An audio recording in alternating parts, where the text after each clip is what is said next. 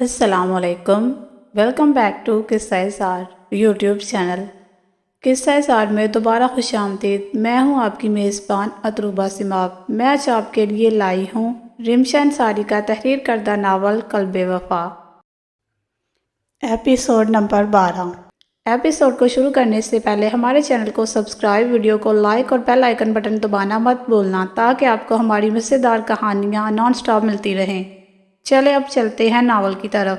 تو جانتا ہے اگر میں نہیں آتا تو یہ کیا کرنے والا تھا روشانے کے ساتھ، اس نے کہتے ایک زوردار لات ٹیبل پر ماری تھی جس پر لگا شیشہ ٹوٹ کر کرچی ہو کے آباد پر گرا تھا۔ حالات کی سنگینی دیکھ کسی نے پولیس کو اطلاع دے دی تھی۔ شیان روشانے کو اٹھا اور چل، اگر پولیس آ گئی تو ہم کہیں کے نہیں رہیں گے، اور روشانے کی حالت دیکھ وہ کیسے پڑی ہوئی ہے۔ عارف نے اس کے کان میں سرگوشی کی تھی۔ اس کی بات سن شیان نے نم آنکھوں سے روشانے کو دوپٹہ اڑائے اسے اپنی گود میں اٹھایا اور تیزی سے باہر نکل گیا۔ اس کے باہر نکلتے ہی پولیس اور ایمبولینس وہاں پہنچ گئی تھی۔ ٹیکسی سے اتر کر اس نے روشانے کو اپنی باہوں میں بھر کر گاڑی سے باہر نکالا تھا۔ پیچھے عارف بھی اس کی بائک پر روشانے کا بیگ لیے آ گیا تھا۔ دونوں کے چہرے کے رنگ اڑے ہوئے تھے، مگر شیان اس کا دل تو سنبھل ہی نہیں پا رہا تھا۔ روشانے کو وافر مقدار میں نشے کی گولیاں پلائی گئی تھی جس کے باعث وہ ہوش سے بیگانی ہو گئی تھی۔ وہ اسے اٹھائے سعادت ولا کے اندر آیا تھا۔ حال کمرے میں داخل ہوتے اس نے تیز آواز میں اپنی ماں کو پکارا تھا۔ اس کی آواز سن مہتاب بیگم کمرے سے باہر آئی تو دنگ رہ گئی۔ یا اللہ خیر، شیان کیا ہوا ہے روشانے کو؟ وہ دل پر ہاتھ رکھتی شیان کے قریب آئی تھی جو روشانے کو صوفے پر لٹا رہا تھا۔ ماما پلیز یار، بعد میں پوچھ لیے گا، ابھی جلدی سے جائیں اور لیمو پانی بنا کے لائیں۔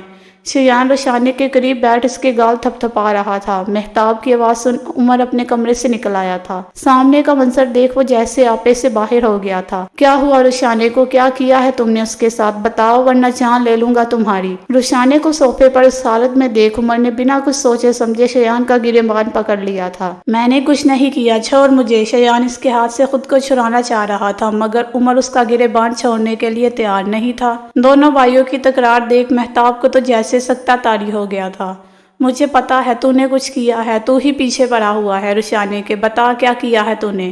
عمر شیان کا گریبان جھنجھوڑ کر پوری طاقت سے چلایا تھا اور پھر شیان جہانگیر کی برداشت ختم ہو گئی تھی۔ اس نے زوردار مکہ عمر کے گال پر جڑ دیا تھا۔ عمر جھٹکے سے پیچھے کی جانب گرا تھا۔ یا اللہ شیان، ہوش میں تو ہو تم؟ مہتاب بیگم صدمے سے چلائی تھی۔ آج وہ دن آ گیا تھا جس کا انہیں ڈر تھا۔ شیان اور عمر میں تکرار ہو گئی تھی۔ ان کے چھوٹے بیٹے نے بڑے بیٹے پر ہاتھ اٹھایا تھا اور سیدھا ہوا تو اس کے ہونٹوں سے خون رس رہا تھا۔ اس کا نچلا ہونٹ پھٹ گیا تھا۔ وہ آگے بڑھ کر شیان پر حملہ کرتا، اس سے پہلے مہتاب بیگم نے اس کا ہاتھ پکڑ کے روک لیا تھا۔ شور کی آواز سن کے سعادت حسین، شبنم اور عرش بھی نیچے آ گئے تھے۔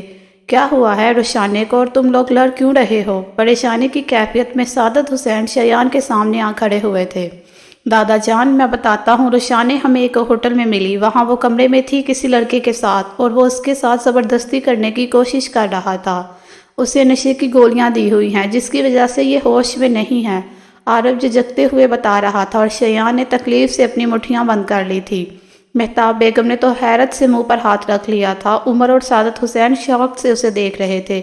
یہ جھوٹ بول رہا ہے، اس نے ہی کچھ کیا ہوگا، روشانے ایسی نہیں ہے، وہ کیوں ہوٹل جائے گی کسی لڑکے کے ساتھ؟ اور اگر وہ وہاں تھی تو یہ وہاں کیا کر رہا تھا؟ عمر پھر سے بے قابو ہوا تھا۔ مہتاب بیگم اس کا بازو کس کے پکڑی ہوئی تھی، ورنہ اس کا بس نہیں چل رہا تھا وہ شیان کی جان لے لے۔ اس کی بات سن شیان کے صبر کا پیمانہ لبریز ہوا تھا۔ اس نے لٹ مار انداز میں عمر کو مخاطب کیا تھا، دیکھ میں تجھ سے بات نہیں کر رہا، اپنا منہ بند رکھ، تجھے صفائیاں دوں میں، یہ تیری اوقات نہیں ہے، تیرے کتنا ہمدرد ہے تو روشانے کا سب جانتا ہوں میں، یونیورسٹی کی لڑکیوں کے ساتھ کتنی راتیں۔ وہ آگے کچھ بولتا اس سے پہلے سعادت حسین نے اس کے منہ پر تمانچہ مارا تھا۔ جان کے اس کے عمل پر صدمے سے کھڑی عرش کے منہ سے ایک سسکی سی نکلی تھی۔ وہ منہ پر ہاتھ رکھے رونی صورت بنائے سیڑھیوں سے چڑھتی اوپر چلی گئی تھی۔ یہ کس طرح بات کر رہے ہو تم اپنے بڑے بھائی سے؟ یہ ہے تمہاری تربیت؟ یہ ہے حسین کا پوتا؟ یہ ہے سعادت حسین کا گرانہ؟ سعادت حسین لرز اٹھے تھے۔ شیان منہ پر ہاتھ رکھے افسوس سے جان کو دیکھ رہا تھا۔ چل عارف یہاں سے، عارف کو حکم دیے وہ گھر سے باہر نکل گیا تھا۔ پیچھے عارف بھی اس کے حکم کی تعمیل کرتے باہر کی جانب لپکا تھا۔ کچھ وقت گزرنے کے بعد اس کو ہوش آیا تو کمرے میں سب کو موجود دیکھا۔ اس کا سر ابھی بھی چکرا رہا تھا، آنکھوں کے آگے اندھیرا سا محسوس ہو رہا تھا۔ وہ ہمت کر کے اٹھ بیٹھی تھی۔ روشانے کیا ہوا تھا بچہ، بتاؤ؟ سعادت حسین اس کے سرہانے بیٹھ گئے تھے جبکہ سامنے عمر خالی نظروں سے اسے گھور رہا تھا۔ مہتاب تنسی اور شبنم محبت سے اسے دیکھ رہی تھی۔ دادو، وہ شیان کہاں ہے؟ کمرے میں شیان کو نہ دیکھ اس نے بے چینی سے پوچھا تھا۔ اس کے سمل پر عمر کے تاثرات بکھرے تھے۔ تم سے جتنا پوچھا ہے اتنا بتاؤ، کیا ہوا تھا تمہارے ساتھ؟ تعلی سے کہتے اس نے روشانی کی روح تک کو چیر دیا تھا۔ اسے تو خود یاد نہیں تھا اس کے ساتھ کیا ہوا تھا، کیا نہیں۔ ذہن کے پردوں پر ہلکی ہلکی جھلکیں پڑ رہی تھی۔ اچانک سے سارا واقعہ یاد آنے پر وہ پوری ہل گئی تھی۔ دادو، وہ خوف سے چیختی ان کے گلے لگ کے رونے لگ گئی تھی۔ اس کو روتا دیکھ سب کے دماغ میں الگ الگ کہانیاں بنانی شروع کر دی تھی۔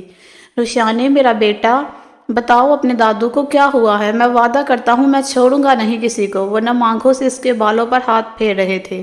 دادو، میری دوست شان سے مجھے ہوٹل لے کے گئی تھی۔ اس نے کہا اسے اس کے کزن سے ملنا ہے، مگر میں نہیں جانتی تھی وہ کیسا ہوٹل ہے۔ اس نے مجھے جوس میں کچھ پلایا تھا جس کے بعد مجھے کچھ سمجھ نہیں آیا۔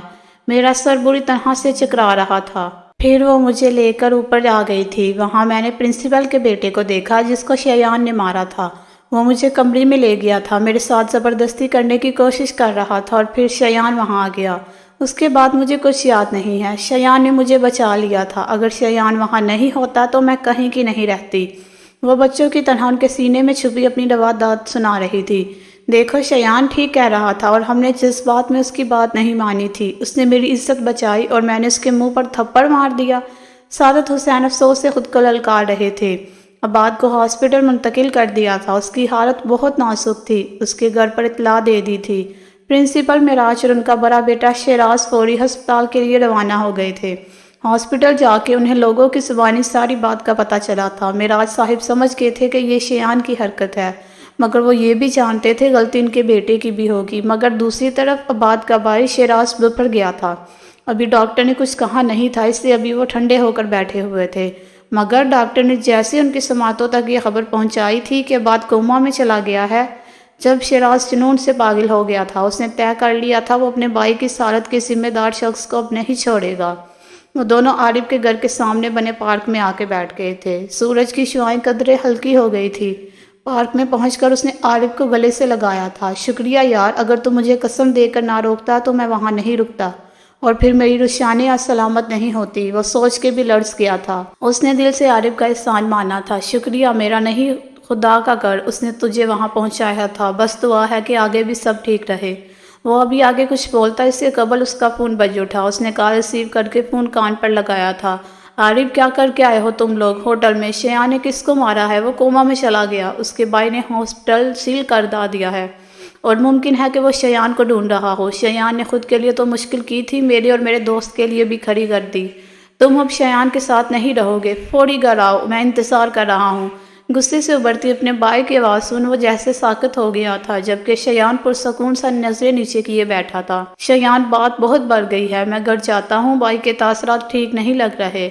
تو بھی گھر جا اور باہر نہیں نکلنا، تجھے میری قسم ہے۔ عارف کو ابھی بھی اس کی فکر تھی۔ اپنے دوست کی مخلصی دیکھ وہ اندر تک محفوظ ہوا تھا۔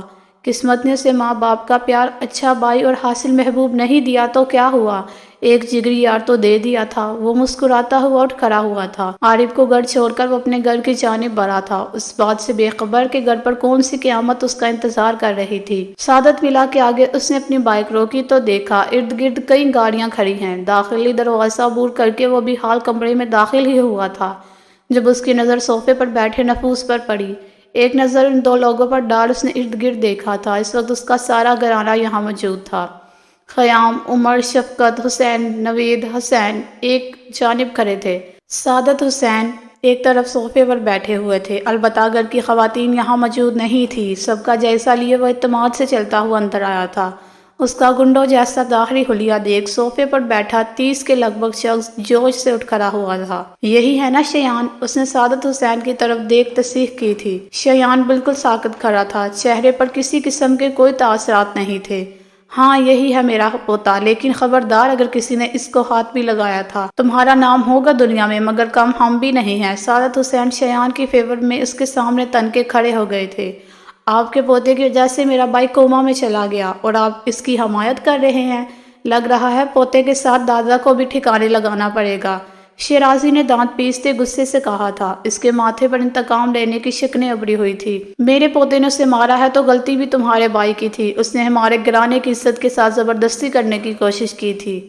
اگر شیان اس کا یہ حال نہیں کرتا تو میں کر دیتا، سعادت حسین اس سے لاجواب کر دیا تھا، جس سے سن شیرازی کا چہرہ سپاٹ ہوا تھا۔ تمہارے گھر کی عزت، ہاں ہاں ہاں، تمہارے گھر کی عزت تو خود گئی تھی اس کے ساتھ، اس لڑکی کی رضامندی تھی، جبھی تو میرا بھائی سے لے کے گیا ہوگا، ورنہ وہ چھوٹی بچی تو نہیں تھی جسے وہ زبردستی گود میں اٹھا کے لے گیا۔ شیرازی نے طنزیہ کہا لگایا تھا۔ شیرازی، اس کی بات سن شیان کے منہ سے یہ کوئی پہلا لفظ نکلا تھا۔ واہ واہ واہ، ننھے بچے کے منہ میں زبان بھی ہے، مجھے تو لگا بس ہاتھ چلانے آتے ہیں۔ دادا کے پیچھے کیا چھپ کے کھڑا ہوا ہے؟ ہمت ہے تو بات کر سامنے کھڑا ہو کے۔ شیان کا اعتماد دیکھ وہ جیسے مزید بفر گیا تھا۔ دیکھ شیرازی، شیان تک پہنچنے کے لیے تجھے پہلے اس کے بھائیوں سے نپٹنا پڑے گا۔ وہ اکیلا نہیں ہے، اس کے 2 بھائی مزید ہے۔ جب چھوٹا بھائی تیرے بھائی کو کوما تک پہنچا سکتا ہے تو تو سوچ بڑے بھائی تجھے کہاں پہنچائیں گے۔ وہ جو سب سے تحمل کیے ہوئے اس کی قبض بدتمیزی برداشت کر رہا تھا، پھٹ پڑا تھا۔ غصے سے کہتے وہ بھی چلتا ہوا شیان کے برابر میں سینے پر ہاتھ باندھے کھڑا ہو گیا تھا۔ خیام کی بات سن شیان کے لبوں پر ایک گہری مسکراہٹ آئی تھی۔ شیرازی بیٹھ جاؤ، ہم یہاں لڑنے نہیں آئے۔ خیام کی بات سن پرنسپل معراج نے اس کو ٹھنڈا کرنا چاہا تھا۔ ڈیڈ، میرا بھائی وہاں زندگی موت کے بیچ لڑ رہا ہے اور آپ کہہ رہے ہیں کہ لڑنے نہیں آئے ہیں؟ کیس کروں گا میں اس لڑکے پر اور اس بدکردار لڑکی پر جس کی وجہ سے میرا بھائی یہاں تک پہنچا ہے، اور دیکھے میں اس کو کہاں تک پہنچاتا ہوں۔ شیرازی جیسے اب تک صبر کے گھونٹ پی رہا تھا۔ اس کی بات سن شیان نے سر اٹھا کر اسے دیکھا تھا۔ وہ جو کب سے اپنے دادا کا لحاظ کر کے کچھ نہیں بول رہا تھا، کیونکہ تھوڑی دیر قبل ہی اس کے دادا نے اس کی بدتمیزی پر اس کے تھپڑ مارا تھا، لیکن اب اس کے صبر کا پیمانہ لبریز ہو گیا تھا۔ وہ آگے بڑھ کر کچھ بولتا جب ہی عرب گھر میں داخل ہوا تھا۔ شیرازی کو وہاں دیکھ وہ ہکا بکا رہ گیا تھا۔ شیان، بات سن، اس نے جھجکتے ہوئے آواز دی تو شیان اس کی جانب بڑھا۔ ہاں تو بتا کیا ہوا؟ شیان نے بے نیازی سے کہا تھا۔ اس کے سر میں درد اٹھنے لگا تھا۔ یہ رکھ، یہ واحد چیز ہے تیرے پاس بچنے کے لیے۔ اس میں ہوٹل کے باہر کی CCTV فوٹیج اور آباد کے کمرے کی ویڈیو ہے۔ میں نے روشانے کا چہرہ بلر کر دیا ہے۔ اس USB میں صاف دکھایا جا رہا ہے کہ ساری غلطی آباد کی ہے۔ عارف کی بات سن وہ بے اختیار ہی اس کے گلے لگ گیا تھا۔ یار تو میرا سولوشن سرکٹ ہے۔ شیان نے USB پکڑ کر مٹھی بھینچ دی تھی۔ میں گھر گیا تو بھائی یہ سب وہاں سے لے کے آئے ہوئے تھے۔ میں نے جلدی سے لیپ ٹاپ میں لگا کے ریڈی کر دی، تو ایک کام کر، اندر جا کے شیرازی کو یہ دکھا دے۔ عارف کے چہرے سے الگ ہی پریشانی جھلک رہی تھی۔ اس کی بات سن وہ دونوں اندر آ گئے تھے۔ شیرازی، تم نے کہا تھا کہ تم مجھ پر کیس کرو گے، ٹھیک ہے کر دو، کوئی مسئلہ نہیں، لیکن اس سے پہلے میں تمہیں کچھ دکھانا چاہتا ہوں۔ عارف، میرے کمرے سے لیپ ٹاپ اٹھا کے لا۔ شیان کے حکم کی تعمیل کرتے عارف بھاگ کر شیان کے کمرے سے لیپ ٹاپ اٹھا لایا تھا۔ روشانے خوف میں مبتلا مہتاب چچی کے کمرے میں سے دروازے کے پیچھے چھپی سارا تماشا دیکھ رہی تھی۔ عارف اس کا ہاتھ پکڑ کر اسے باہر لے آیا تھا۔ یہ عباد کا بھائی ہے نا، شیرازی انٹرپرائز کا اونر؟ وہ جیسے ابھی تک یقین نہیں کر پا رہا تھا کہ شیرازی شیان کے گھر پہنچ گیا تھا۔ عارف لیپ ٹاپ اٹھا کے لایا تو شیان نے اس میں USB لگا کے ویڈیو چلائی اور شیرازی کے سامنے لیپ ٹاپ ٹیبل پر رکھ دیا۔ شیرازی اور معراج صاحب صوفے پر بیٹھ کر غور سے لیپ ٹاپ کی اسکرین کو دیکھ رہے تھے، جہاں دکھایا جا رہا تھا کہ شانزے نے روشانے کے جوس میں گولیاں ڈال کے اسے پلائی تھی اور پھر وہ زبردستی روشانے کو اوپر لے آئی۔ سیڑھیوں پر روشانے کے ساتھ کی زبردستی تک CCTV فوٹیج میں قید تھی، مگر کیمرے صرف باہر ہی لگے ہوئے تھے، روم کے اندر کیمرے موجود نہیں تھے۔ لیکن جو کیمرہ کمرے کی دیوار پر سیٹ کیا تھا اس میں واضح دکھائی دے رہا تھا کہ بعد روشانے کے ساتھ زبردستی کرنے کی کوشش کر رہا تھا۔ جب ہی شیان کمرے میں آیا اور اس نے عباد کو مارا، ابھی ویڈیو چل ہی رہی تھی جب عارف نے اس کے سامنے کچھ پیپرز پھینکے تھے۔ جی تو فرینڈ، کیسی لگی آج کی ایپیسوڈ؟ کمنٹ سیکشن میں ضرور بتائیے گا۔ پھر حاصل ہوں گے ناول کی نیکسٹ ایپیسوڈ کے ساتھ۔ تب تک کے لیے اجازت، اپنا خیال رکھیے گا۔ اللہ حافظ۔